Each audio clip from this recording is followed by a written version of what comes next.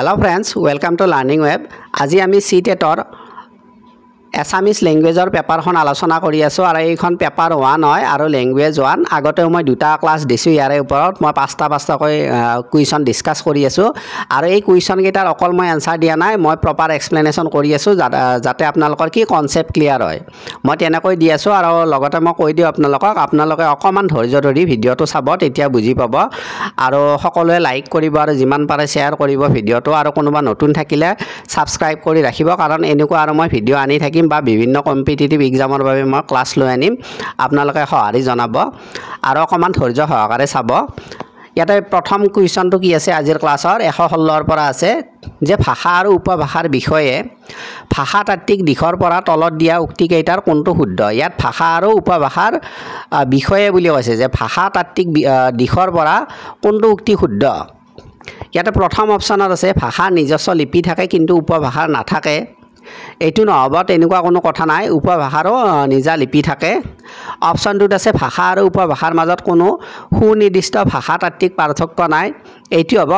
শুদ্ধ উত্তৰ কাৰণ ভাষা আৰু উপভাষাৰ মাজত কোনো সুনিৰ্দিষ্ট ভাষাতাত্ত্বিক পাৰ্থক্য নাথাকে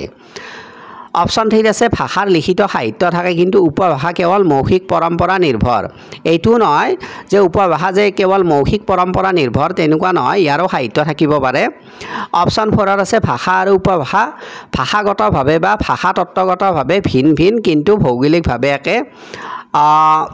এইটো শুদ্ধ নহয় তেনেকুৱা কোনো কথা নাই আমাৰ শুদ্ধ অপচনটো হ'ব অপচন 2 ভাষা আৰু উপভাষাৰ মাজত কোনো সুনিৰ্দিষ্ট ভাষাতাত্ত্বিক পাৰ্থক্য নাথাকে ইয়াৰ লগতে মই কৈ দিও যে ভাষা আৰু উপভাষা কি অকমান চমুকৈ কৈ দিও মই যে উপভাষা হৈছে এটা ভাষাৰে অঞ্চলভেদে বেলেগ ৰূপ হ'ব পাৰে যেনেকুৱা আমাৰ অসমীয়া ভাষাৰ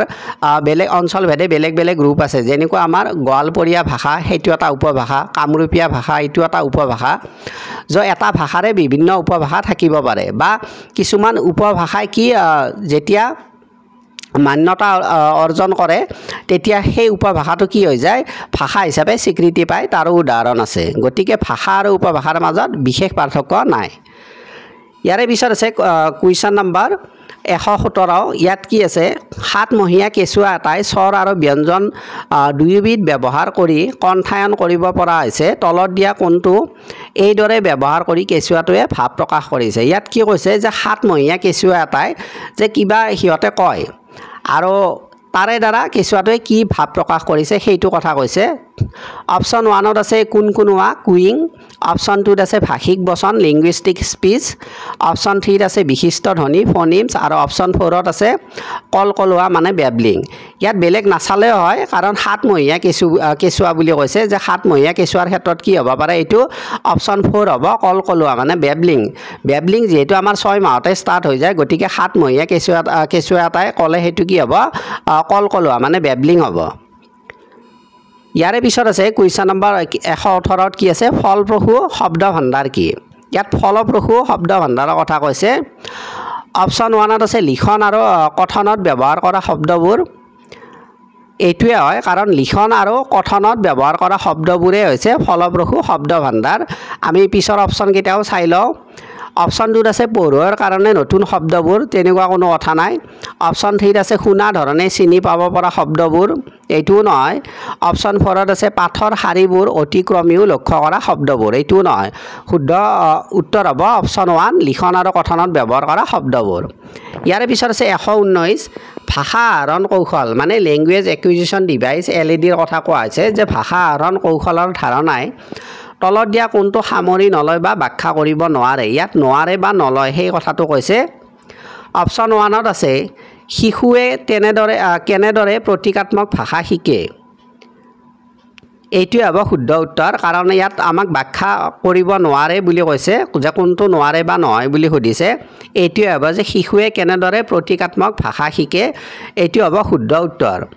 ইয়াৰে পিছৰ অপচনখিনি চাই লওঁ আমি অপচন 2ত আছে শিশুৱে পোৱা ভাষিক ইনপুটতকৈ আউটপুট কিয় বেছি হয় এইটো পজিটিভ হ'ব এইটো হয় অপশ্যন 3 আছে শিশুৱে সিহঁতৰ প্ৰথম ভাষা কেনেদৰে শিকে হয় এলইডিয়ে এইটো কথাই কয় এলইডিয়ে কি কয় যে শিশুৱে প্ৰথম ভাষা আহৰণ কৰে সেই বিষয়ে কয় আৰু অপশ্যন 4ত আছে 4-5 বছৰৰ চমু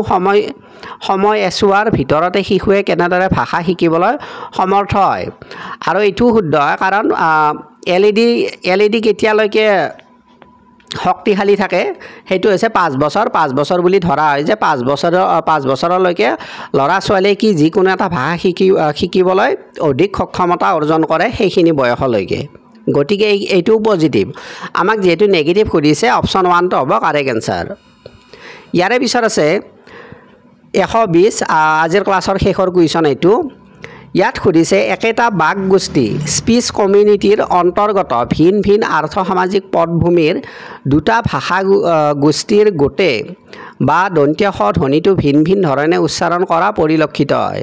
এইটো হৈছে এটা দেশ পৰিৱৰ্তনশীল কাৰক ইয়াত কি সুধিছে যে একেটা বাক গোষ্ঠী মানে একে ধৰণৰ ভাষা কোৱা জনগোষ্ঠী এটাৰ ভিতৰত বা গোষ্ঠী এটাৰ ভিতৰত কি আৰ্থ সামাজিক পটভূমিৰ ভিত্তিত ভাষা গোষ্ঠী দুটাৰ কি দন্তীয় স ধ্বনিটো ভিন ভিন ধৰণে উচ্চাৰণ কৰে বুলি কৈছে মানে ইয়াত ধ্বনিগত পাৰ্থক্য আছে একেটা ভাষাৰে তো এইটো কি বুজায় সেই কথাটো সুধিছে অপশ্যন 1ত আছে সামাজিক সাংস্কৃতিক অপশ্যন 2ত আছে সমাজ মনোবিজ্ঞানৰ আৰু অপশ্যন 3ত আছে সমাজ ভাষা বিজ্ঞানৰ আৰু অপশ্যন 4ত আছে বাস্তৱবাদী তো কাৰেক্ট এনসাৰ হ'ব অপশ্যন 3 সমাজ ভাষা বিজ্ঞানৰ পৰিৱৰ্তনশীল কাৰক হয় এইটো কি হৈছে যে সমাজ ভাষা বিজ্ঞানৰ যে পৰিৱৰ্তন হৈ আছে তাৰে এটা ফল বুলি ক'ব পাৰি তো এইটো হ'ব অপশ্যন 3টো হ'ব কাৰেক্ট এনসাৰ তো আজি এইখিনি আছিলে আশা কৰিছোঁ ক্লাছটো ভাল লাগিছে সকলোৱে লাইক কৰিব আৰু যিমান পাৰে শ্বেয়াৰ কৰক আৰু নতুন কোনোবা আছে যদি ছাবস্ক্ৰাইব কৰি ৰাখিব